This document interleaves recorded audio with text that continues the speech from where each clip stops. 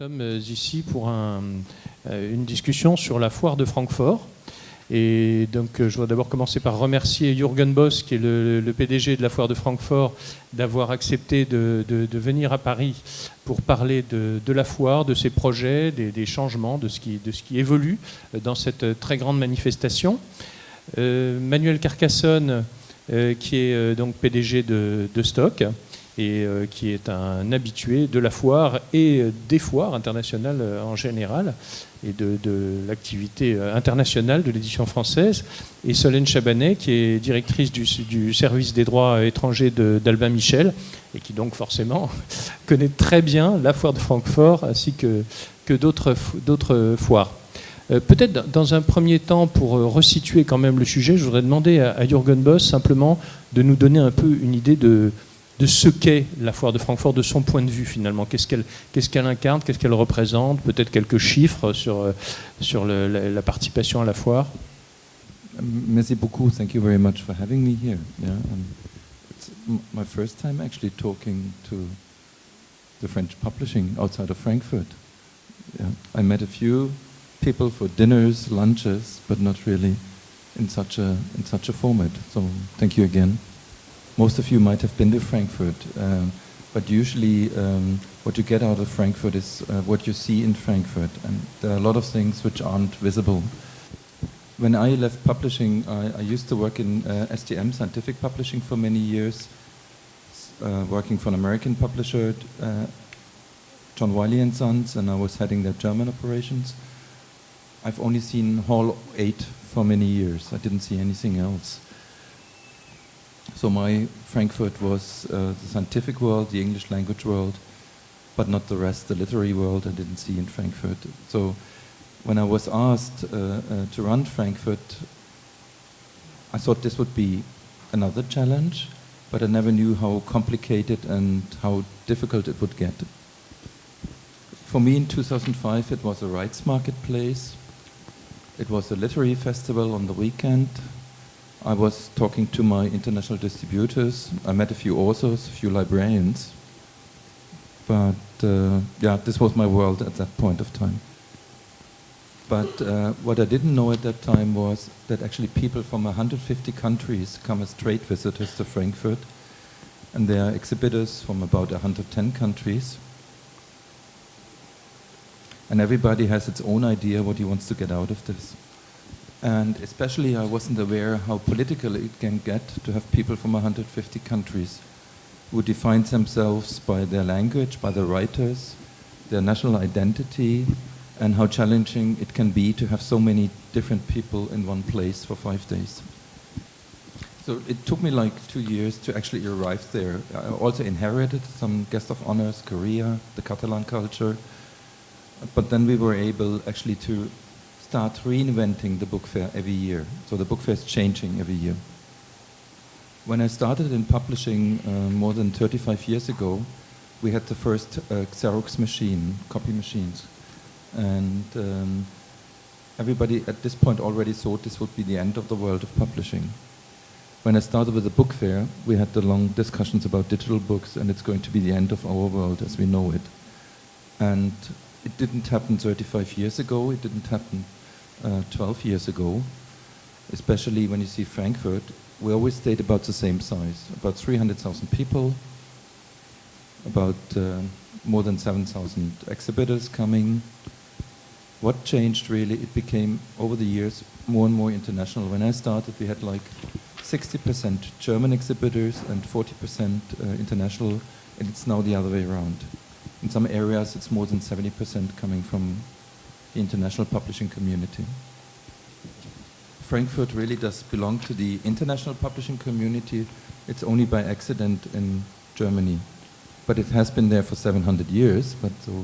Merci. Alors je vais demander également à nos intervenants français de donner un peu leur avis sur la foire, comment ils l'appréhendent, peut-être en commençant par Solène Chabanet, parce que vous êtes responsable de droit, et les droits sont vraiment la première activité quand même de l'échange de droits, la première activité de la foire de Francfort. Vous êtes enchaîné à votre table pendant une petite semaine.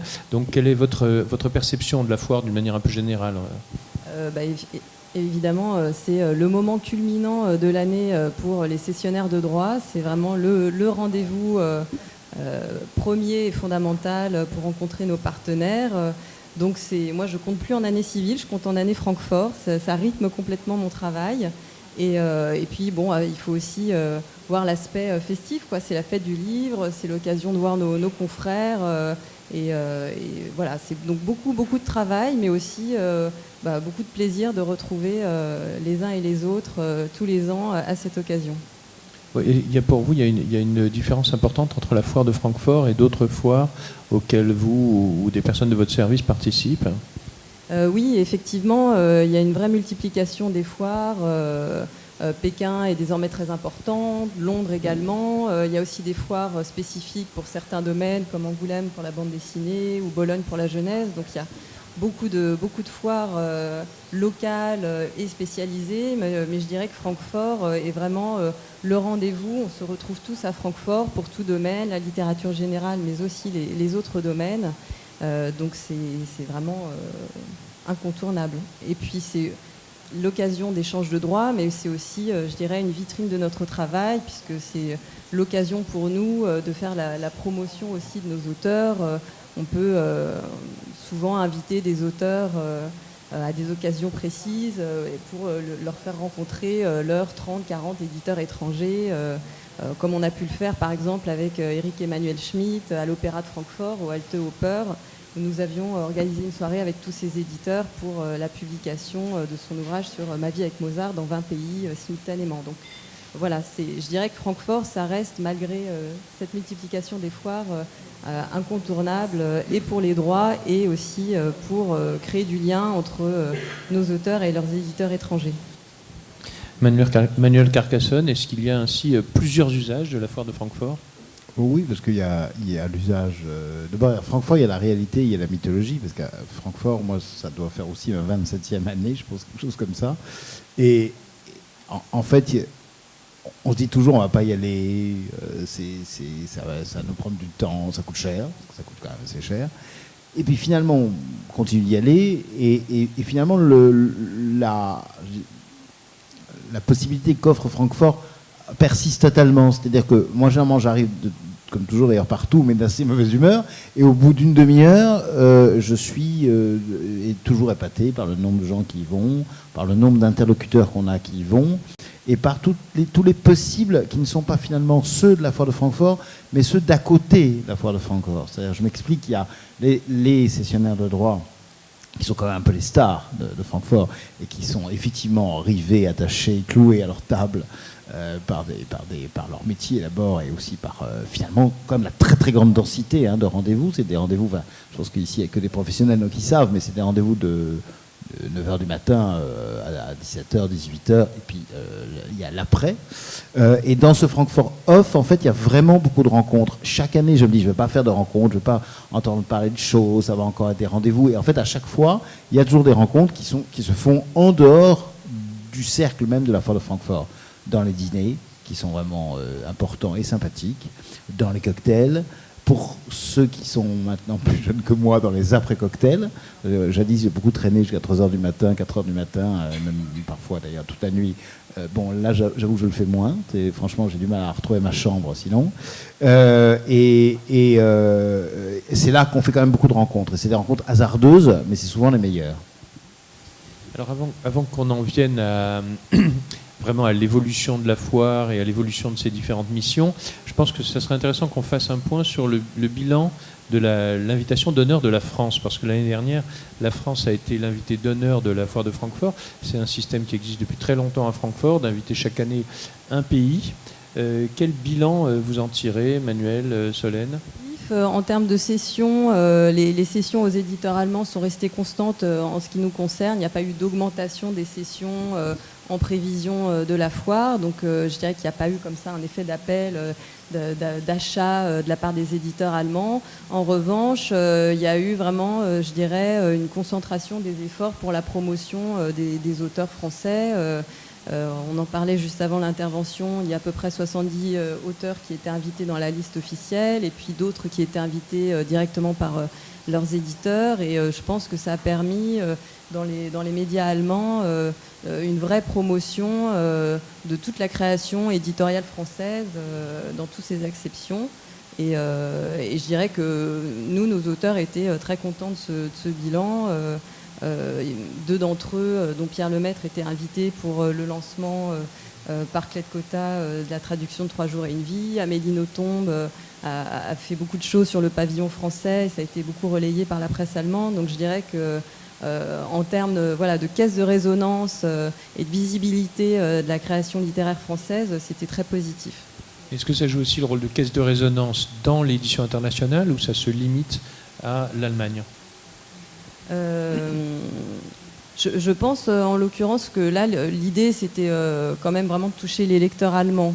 Et que, oui, je pense que c'était plutôt pour le lectorat allemand. Mais bon, je parle sous le contrôle de Manuel Jürgen. Je pense que il y a eu beaucoup de choses de dites. Après, là aussi, il y a beaucoup de fantasmes et puis il y a la réalité. Pour nous, ça dépend de chaque éditeur quand même. Pour nous, éditeurs de littérature générale, c'était plutôt positif. Nos auteurs qui étaient invités officiellement étaient contents de l'être. L'un d'entre eux, par exemple Christophe Boltanski, qui n'est pas une star mondiale, qui publie en Allemagne très bien, a tourné partout en Allemagne. Ses rencontres ont été parfaites. C'est un véritable maintenant ambassadeur de la librairie allemande à usage des Français. On a eu l'occasion, je pense, quand même d'une mise en avant de la littérature française. Je suis un peu traumatisé parce que tout à l'heure j'ai rencontré une éditrice amie allemande qui m'a dit mais vous avez été nuls les Français. Bon, alors je suis d'accord, encore un reproche aux Français, parce que vous aviez trop d'invités et parce que votre stand était pas bien. Alors, si j'ai bien compris, elle aurait voulu un stand plus baguette et saucisson et camembert, mais je ne sais pas si c'était une bonne chose. Et sans doute il y avait beaucoup d'invités, mais c'est quand même aussi le principe de représenter quand même la littérature jeunesse, la bande dessinée, la fiction, la non-fiction, les sciences humaines. Après, ça fait quand même un certain nombre d'auteurs, sans compter qu'évidemment chaque maison veut être plus ou moins représentée. Donc moi, je n'ai pas trouvé ça gênant. Plutôt plus d'ailleurs. Hein ? Plutôt plus que moins. Plutôt plus que moins. J'ai pas trouvé ça gênant. Fabrice peut témoigner que, en ce qui me concerne, je suis aussi pour que l'internationalisation soit constante. C'est-à-dire que, par exemple, il y ait des numéros en anglais de nos suppléments littéraires quand ça arrive, il y ait des numéros en anglais de livres hebdo, etc. Que ça ne touche pas que l'Allemagne, en l'occurrence, mais que, justement, il y a un effet de rebond sur d'autres pays qui sont là, qui sont présents aussi, et qui ont exactement la même possibilité que le public allemand ou les éditeurs allemands de venir, de s'intéresser aux écrivains français. En ce qui concerne disons, numériquement le nombre de contrats, d'après Maëlys Vautrin qui dirige notre service de droit, on n'a pas eu beaucoup plus que d'habitude, on en a eu en amont, c'est-à-dire on en a eu en amont de la foire et pas beaucoup plus en aval. Après, il faut aussi des livres qui s'y prêtent. Mais ça a été quand même positif, je pense. Jürgen, je le disais tout à l'heure, la foire de Francfort a un invité d'honneur depuis très longtemps. Quelle fonction vous assignez à cette invitation d'honneur ? Qu'est-ce que vous en attendez ? Et je dirais au-delà, comment vous articulez, parce que je trouve que c'est une des caractéristiques de la foire, comment vous articulez la dimension de foire professionnelle internationale avec la dimension de grande foire culturelle allemande ? Yeah, but I would like to comment on what the two of them have been saying, and I think it was a very smart decision to focus on German. Many countries, guests of honors, we don't influence them. They try to focus on many different languages. But Germany being the second largest book market in the world, it really does make sense to focus on that market. And if some titles succeed in Germany, you really get translation into other languages as well, because a lot of markets tend to follow what's going to work in Germany. So I think it was a good idea to focus on German. And also when you've been saying you're both literary publishers, yeah, so you said it's quite stable what you sold into the German market. But we have a long tradition, actually, or a good relationship between German and French publishers on the literary field. But what they didn't have on the non-fiction side, in the humanities, and especially on the lifestyle side. So a lot, because we counted the numbers, what has been translated, have been more in this field. Yeah, so there has been quite a remarkable increase of rights being sold into Germany. On peut rappeler que l'Allemagne est, après la Chine, je crois, le deuxième ou peut-être le troisième, mais je crois que c'est le deuxième acheteur de droits français. Sur la fiction, ça doit être devant la Chine, oui, absolument. And Manuel, what you mentioned was the pavilion and how it looked like, and I think it was good not to come up to the clichés again. Yeah, you don't need any more Camembert in Germany. There's enough, and I think we had enough champagne, which our friends brought with them, so we are very safe on this side to come up to the clichés. What was good that you made the authors visible, and focusing on having like these 70 authors, and it was a lot more because it went from April till November. It wasn't just the 5 days. We had French authors all over Germany, and this was very good to make them visible, and for some editors also it was very good to establish new networks. La question était à propos de l'articulation entre foire professionnelle internationale et grande foire du livre allemande. Du livre et même plus largement, grande foire culturelle allemande. We always have 3 dimensions, not only to the book fair in itself, but especially to the guest of honor. And if you see, we have about 9,000 journalists coming to Frankfurt, and 60% of the articles written are on the guest of honor. So it's really about visibility, first of all. And on the professional side, you have to see that this guest of honor program, it's the largest translation funding program in the world. Otherwise, a lot of titles never get translated. And we, as I said before, we try to follow the numbers, usually 4 years after the guest of honor. And it's rising 3 years before, and then it's quite stable, and then after 4 years it goes down a bit again. So there's a huge impact factor on rights being sold not only into German but into other languages as well. So this is one dimension, the rights being sold on the economic side. I think what was also very important to have a lot of new publishers coming from the Francophonie, from other countries, from other nations coming into Frankfurt. And actually this program is quite sustainable because this year you will see even more publishers coming from other Francophone countries. So there are new networks now which are being built up in the near future, and I think this will help economically as well. And we also have a new way of working together on the level of the Publishers Association, especially fighting for copyright in the European community, which is a big issue. We, as Frankfurt Book Fair, we are not only a fair, but we also could compare us to the BF. Yeah, we are BF at the same time. We are SELF at the same time. Yeah, so we have many different functions, and now in the past 2 years, we started working closely together, and we will do a lot of activities, not only in France or in Germany, but worldwide together from now on. So there are a lot of synergies we can do to promote our publishing worldwide. And on the economic side, there are a lot of things you can't measure. Yeah, when you're talking networks, how do you measure something like this? There are no numbers. But I do believe that distribution is an important issue, actually, to join forces. Also benchmarking to see what other people are doing at so many different levels. It's also visibility, actually having a stronger presence and being more visible through the authors. But then actually the publishers are winning out of these contacts. So it's on many different levels. But what was also very surprising, and on this cultural level, I think it was good not to play the clichés. So there were a lot of surprises to us, and for me especially when I was reading Retour à Reims by Eribon, yeah, which really surprised me how different France really is. I think we had to understand again in Germany that France is very different, also that we are so close, and it's a lot of respect and acceptance in the media. So it changed a lot of the perception of France in Germany. So this was very important on a cultural, political level. And also Macron's speech, the Germans loved it, which was quite funny because the French loved Mrs. Merkel, which I couldn't understand, but that's my personal problem.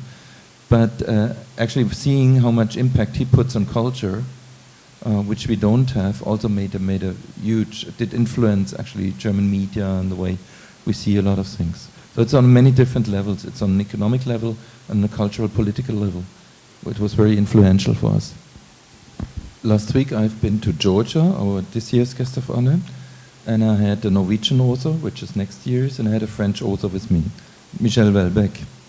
And it's a very small country, 3.5 million people. But he was like a superstar in Georgia. It was unbelievable, yeah. A country which only opened up in the early 90s, yeah, and they made it very smart. In the city theater, we had there was a discussion. So it was about 800 people fitting in there. And the week before, if you bought his last book, you get a free ticket for this event. Yeah, and so 500 books went away. A bestseller in Georgia is about 2,500 copies. Yeah, and that night he only sold about 800 of these. And this wouldn't have happened if he wouldn't have had the guest of honor in Frankfurt. Suddenly you were in the middle of the Caucasus with Michel Houellebecq, and yeah, it's a completely new readership. Il y a, comme vous avez dit au début que quand vous êtes arrivé à la tête de la foire, vous avez mis en place un système avec de changements réguliers de la foire. Il fallait que vous preniez des initiatives, vous fassiez évoluer la foire. Et c'est vrai que si on se reporte 20 ans, 25 ans en arrière, je pense que c'est une question qui se posait assez peu dans la mesure où les éditeurs, s'ils voulaient vendre ou acheter des droits, ils n'avaient pas tellement d'autres solutions que de venir se retrouver dans des foires en général, mais plus particulièrement à Francfort, où c'était le seul endroit où on pouvait concrètement rencontrer ses partenaires, lire les manuscrits, etc. On n'est plus du tout dans cette situation aujourd'hui, parce qu'avec le numérique, les nouveaux modes de circulation des manuscrits, on n'a plus vraiment besoin de se déplacer. Donc, quelle est votre stratégie, quelle est votre méthode, quelles sont les initiatives que vous prenez pour que la foire reste attractive et continue de séduire l'édition internationale? Actually, international publishing has become even more international, though there are a lot of new players. Yeah, if you think of countries like Brazil or Indonesia, 250 million people each, they only send a few people, like 4 or 5 people to Frankfurt. Now they're coming with a few hundred people to Frankfurt. And the Wright Center, you might know it, holds 2 little tables all over, is growing every year by 5% in the last 5 years. So actually there are a lot more transactions taking place to other countries. So what we do, our strategy is to have the strongest presence. We have an office in Jakarta, we have people in Beijing, we're running a conference in Singapore. So we are talking to a lot of new people on the one hand, regionally, territorial, but also I spent, like in the past 15 years, we started talking to the film industry. And like 7-8 years ago, we started talking to the game industry. This year, I've been talking to people like Netflix and Google Culture and whatever. But there are a lot of new people coming in which are interested in the content we as publishers do own. So it's not the access to the people, it's who owns the content is very much important. And if you talk to new industries, you cannot do this through email or Skype. Yeah? You have to know the people, you have to build up trust. And this is what's happening in Frankfurt. It's about building up trust, meeting the people at least once a year. You can see them in Beijing, you can see them in London or Bologna for children's books, but in Frankfurt is everybody. So it's about this situation which makes Frankfurt, you cannot replace Frankfurt because it's the only place where you have everybody. But this means we have to also go to where the people are, and we have to build up local communities. That's why we do a lot of training, seminars, conferences on the one hand. And on the other hand, we've been building up networks in the digital world. We started a company in the UK 3 years ago, which is called Intellectual Property Rights. It's a database for the rights business to support the backlist transactions, yeah? Not the frontlist titles where the agents and the rights people take care of. But we had to invest into digital projects as well, to have an all year round service for the industry. Another dimension I have to mention is that Frankfurt became also the place to lobby for our industry, for publishing, or all sorts of media, cultural industries, because we need protection, we need copyright protection, intellectual property protection, we need a legal framework now, everything what's happening in the social media, and we have to act as one. And now Frankfurt became the place where you can find all these politicians a lot of people from the European community, but also the lobbyists from Amazon, Google, and whoever. So you have a lot of discussions with these people, and we need this network. We are a cultural industry. We are not the car industry. We need some protection as well from our governments.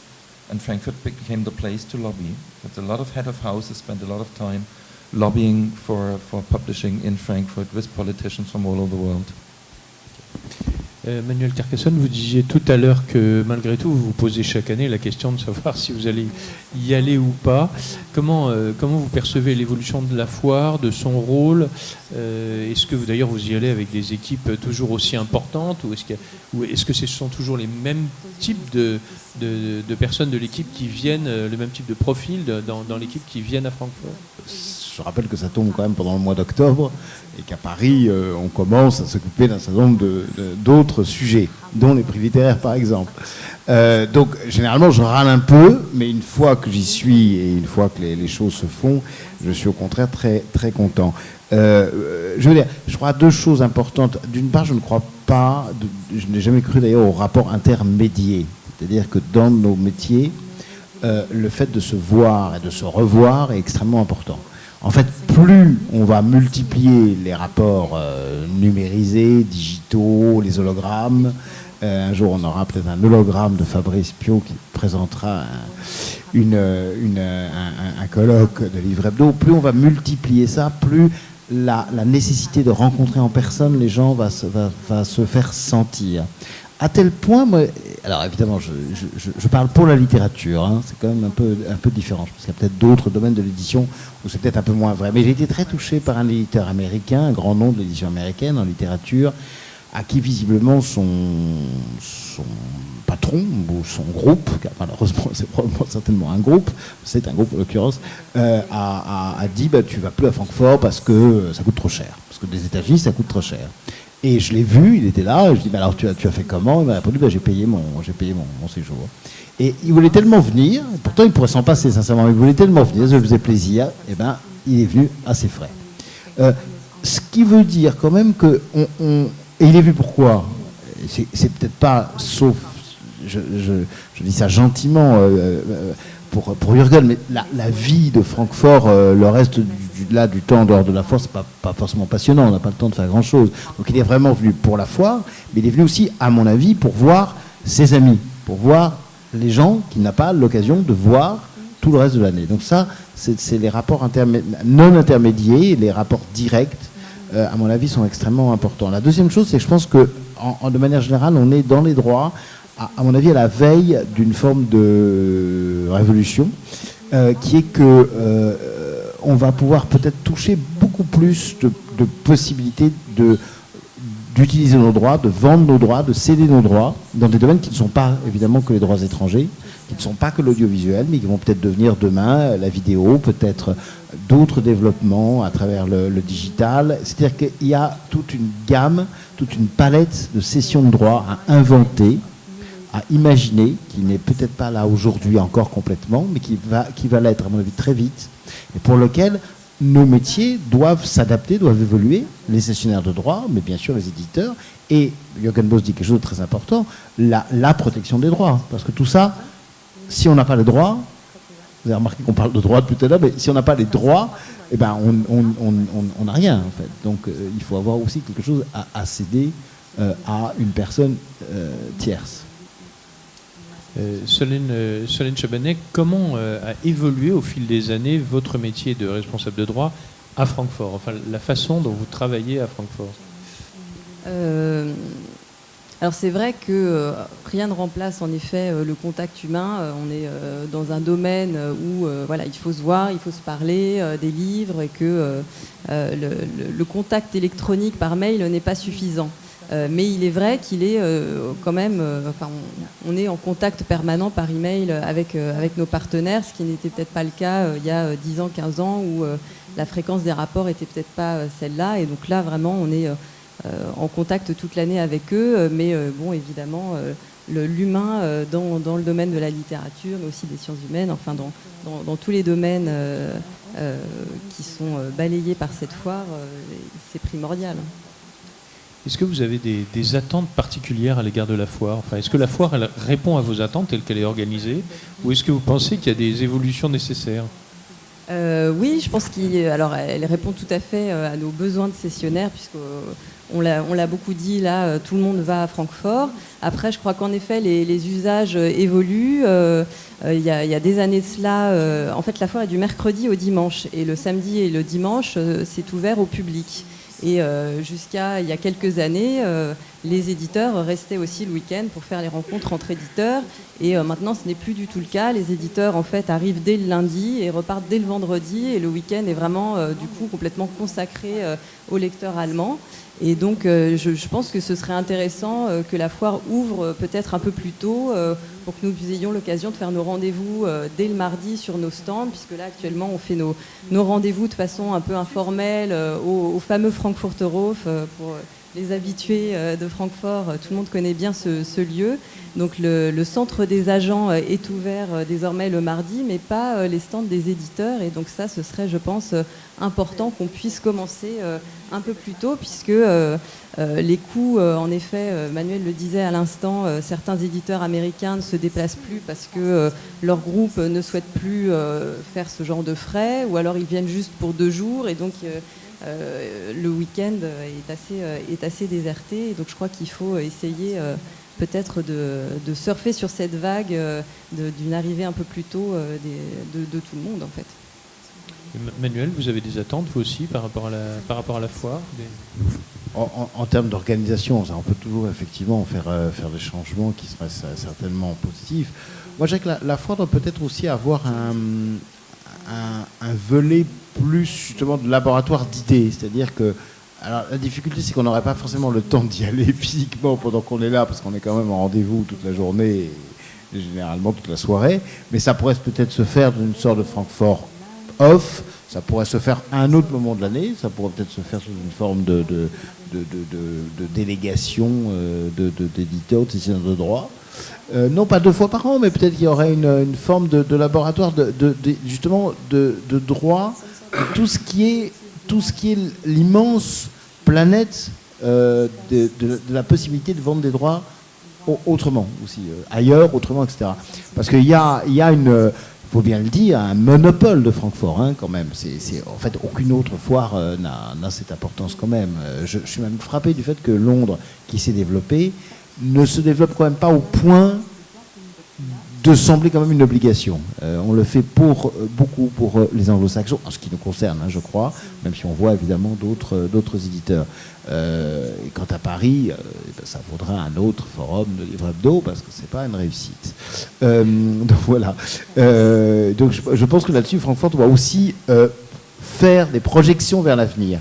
Ça ne doit pas seulement être un endroit où on va pour faire des rencontres, pour faire un certain chiffre d'affaires, pour entretenir son réseau, et pour beaucoup, parce que c'est humain, on est dans une activité humaine qui est aussi une activité de désir et de plaisir. Il y a cette notion-là, il y a aussi cette notion d'y aller parce que la possibilité d'avoir de nouveaux contacts se fait aussi dans une certaine bonne humeur, se fait aussi le soir, etc. Mais il y a un business model de Francfort qui doit être à mon avis, montrer aussi des directions d'avenir dans le domaine des sessions de droit. Qu'est-ce qui va changer cette année? Qu'est-ce qu'il y a de nouveau à la foire de Francfort en octobre prochain? I'm sorry, but I have to answer to Manuel before again. I like this idea of the lab situation, yeah, that we have to experiment a lot more. And we talked about it earlier, that we're doing this in Singapore and other places, but maybe we are going too far. Maybe we should have it in Europe. Yeah? It's a bit too far. And we just did a conference in Mexico, exactly, which was about lab situation, about content and technology and what's changing, with a special focus on audio, streaming, whatever. But I think we have to develop more new formats in Europe, maybe not in Frankfurt, maybe somewhere else, maybe it has to tour around. So I'm going to take this idea with me. And what you've been saying about opening earlier, you know that 2 years ago we started opening the Right Center already on the Tuesday, as you said. Yeah? We could start opening on the Monday, But we also have some people who tend to stay the whole week, and for them the fair gets longer and longer. And so it's a quite a difficult situation. We now are having a run on the Sunday because all the agents are already here. Yeah, and they like to run, so we organize a run on a Sunday afternoon before the fair. So we know that people come early Sunday morning or even Saturday night and tend to stay, the agents, the rights people, till Saturday morning or Friday night. Yeah? So it's already a long week. Yeah? And I wonder how you survive actually. Yeah, having half an hour after half an hour and seeing the people and hopefully partying all night, which is also part of Frankfurt. Et donc les nouveautés. I just now answering them and the new things actually. We see that Frankfurt has this challenging situation that we are business to business, yeah, from Tuesday, Monday to Friday, and then it turns into a cultural festival, not only a literary festival anymore. And we are aware that we cannot get out of this situation. We can't change this. But what you can do is to focus a lot more during the week on the business to business aspect. So it's not this full and it gets easier to do your business. And we also have to bring in more people. So we have new conference and meeting formats, which are actually already going to start on the Monday, especially on what we talked about, on streaming, on audiobooks, but also on licensing and merchandising. That's a very big topic for us. You know that there's a big show in Las Vegas, yeah, but for our publishing, licensing and merchandising gets more important, so we have to put a lot more emphasis on that. So during the week, we are trying to create more networking events, especially with people coming from other sectors, which we don't know. And this makes it also quite challenging for us because we need to have more people who show people around. Like what happened to me staying in Hall 8 and only knowing Hall 8, it's not enough anymore. So we're going to have tour guides showing people, not only from other countries, but also from France, actually showing them opportunities, the possibilities Frankfurt has to offer. We have to do a lot more things visible. So during the week, it's a stronger focus on B2B, which is important to us. And we are also building a new pavilion in the middle of the Agora, when you know the fairground. There's this big space, square in the middle, and we are going to build a new pavilion there, where we do curate the content. This year we are going to focus one day on authors and publishers, also politicians, from Spanish language countries, the other day on Southeast Asia, and the Friday on English language. But we do it ourselves. In the past we always left it to the exhibitors, but now we decided that we want to have our own program, not only covering authors, not only literary, but also covering aspects of the industry and the political situation, the framework related to our industry. And there are going to be a lot more parties during the week as well. And on the weekend, we decided we have to become even more literary, a cultural festival, but not only on the fairground, but all over the city. So we have a lot of cooperations now, especially in the area around the train station, which used to be quite a seedy area. You wouldn't want to go there, but now it's very hip to go there. So we have a few clubs we are working with, and we are bringing the authors into the city and going to have a lot of events there to involve a lot more the general audience. And also we are going to focus on international authors to have a presence in the city of Frankfurt. So the title is going to be Bookfest, like Book Festival. And we are working with cultural institutions, with embassies, to bring all these international people to Frankfurt. So we're becoming even more like a bit, probably, whether you've been to Texas, South by Southwest, yeah, more so a very informal cultural festival on the weekend. And we try to be more attractive to an international audience, not only to a German audience.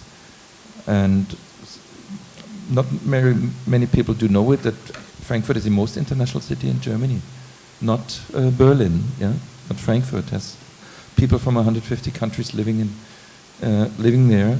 So, and we have to make this also visible, what kind of international hub Frankfurt is. And I'm sorry to say, you're going to see a lot more politicians than ever before on the fairground, because politicians have suddenly suddenly discovered the power, soft powers, the soft power of culture. So a lot of people now try to be close to the cultural sector, to the publishing sector, and they are looking for the stage in Frankfurt, which they have with all these journalists. But this is also important for us. I talked about the lobbying. It's good for us to talk to these people. No, international. I can't name them now, but it's going to be very prominent.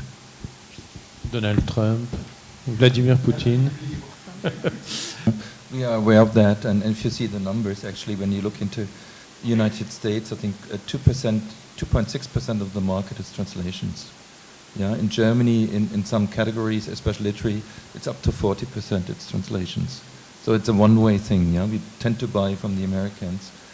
It's nearly impossible for us to sell into these countries. And the same we do have in Europe in some situations, because we have such a focus on English language literature. I think what we have to do is a lot more reading promotion. I think we have to educate our readers so they accept more foreign titles. One tool we're using is actually, and everybody does this, to have even more literary awards to raise awareness. We have one award for female authors from Africa, Asia, Latin America, actually, where we are working on to make this a lot more prominent. There's a European Literature Award, which right now it's not really this big as it should be, so we are working on that. And I think we have to work a lot more with these institutions who do actually translation funding to go. It's a lot easier if you buy a right from another country if you get the translation funding, yeah. And we have to do a lot more of translation funding actually to get it off the ground, to get it started, yeah, to build up these networks.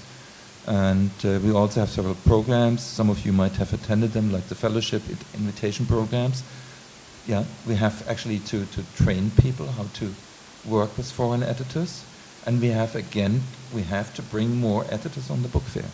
We had a lot more editors in the past in Frankfurt. Now it's rights people and it's distribution, it's sales people, marketing people. And there used to be a lot more editors. So we really have to focus on bringing the younger editors to Frankfurt and train them on how to buy and sell foreign rights as well, or to even accept to read manuscripts or exposés. Je reprends ce que disait Jürgen. Je pense que moi, ça fait des années que je rabâche les oreilles de tout le monde avec le fait de faire plus de fellowship, qui est honnêtement une initiative qui n'est ni très coûteuse ni très compliquée. Tout ça parce que j'en ai fait, j'ai eu la chance d'en faire quand j'étais très jeune et qui ont été très utiles pour moi, ne serait-ce que pour me faire découvrir justement une dimension internationale de l'édition que je ne connaissais pas, j'avais 24-25 ans.